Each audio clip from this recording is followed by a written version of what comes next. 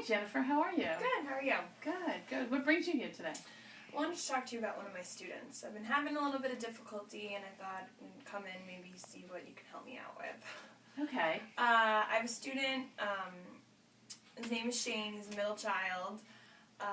Heard from the grapevine when he first came in that I might have some difficulties with him, and he's very hyperactive.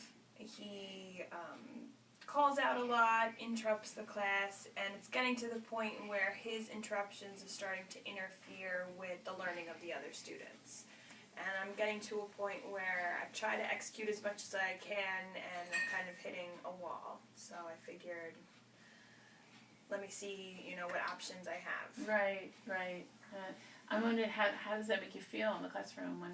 It's a little frustrating because I want to get through a lesson. I feel like I'm stopping myself a lot, to address his outbursts, and I don't so much want to put attention on that, but I feel like I have to address it because it's not appropriate in the classroom, but I also don't want to take away from having to stop my lesson and stop the flow of everything and, impede my other students' learning. Right. Can you give me some examples of what he does in the classroom?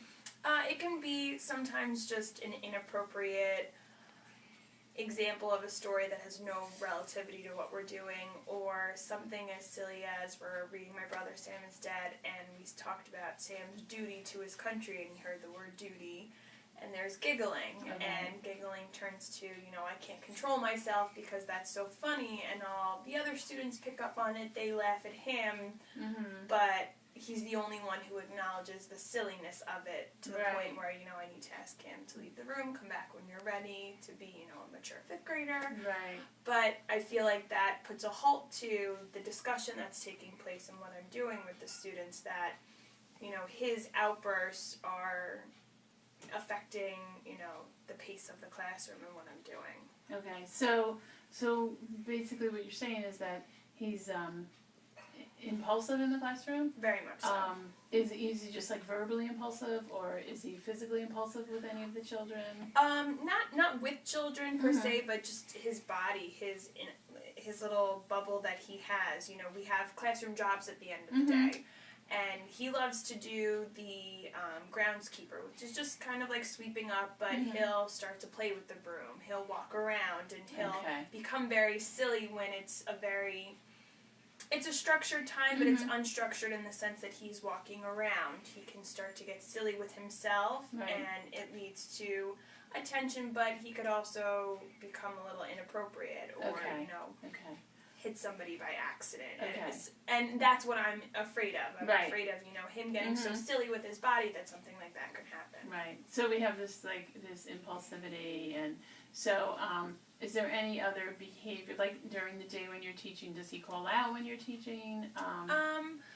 Yeah, there are times, and sometimes I ignore the initial call out. I have the students do something, and I walk over to him, and I try to address it. And I can tell that he knows that he did it, and I don't really know if it's something that he physically cannot control, or he's aware of his behavior in that moment. It's tough. And how does he react to you when you speak to him about He understands. I think he enjoys being in the classroom, and being a younger teacher, he enjoys that part of it, and he doesn't want to get on my bad side or not. He wants me to acknowledge him, and he wants, I don't know if it's an attention part of it, but he does, feel, it looks like he appears that he feels upset over it or like a little ashamed, but then, 20 minutes later, he'll do it again. So that's where my struggle is. He seems to acknowledge that what he's doing is not the most appropriate thing, but then he continues to do it. So I don't know if it's an impulsive thing that he can't control, or...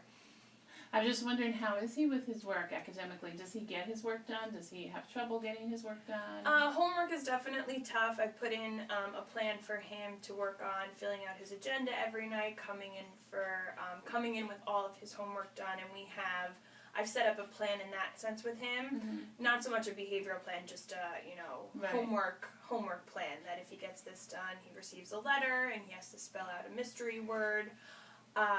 classwork, it does take a lot, but he does get it done, but it takes me being right next to him a lot of the time. Okay. So there's a lot of like supervision or whatnot. And which again causes me that if I'm standing next to him, prompting him continually, there's myself and a whole 21 other students in the classroom. It's hard. I need a way for him to get his work done and me be able to circulate with the other kids. Yeah. Well, I can see you're really concerned about him doing well in the classroom, and just about your whole classroom, the other children too, which I think is great. So I was thinking, how about I come in a couple times and just observe him in maybe different situations. Maybe I can observe him when you're doing a lesson, like a structured activity. Maybe I can observe him during an unstructured activity just to see how he is. And then maybe we can sit down and meet after that and just talk about where we can go from there. That'd be great. Great. Okay, terrific. All right, thanks. Thank you for talking with me. Yeah, thanks for coming in. Okay, bye now.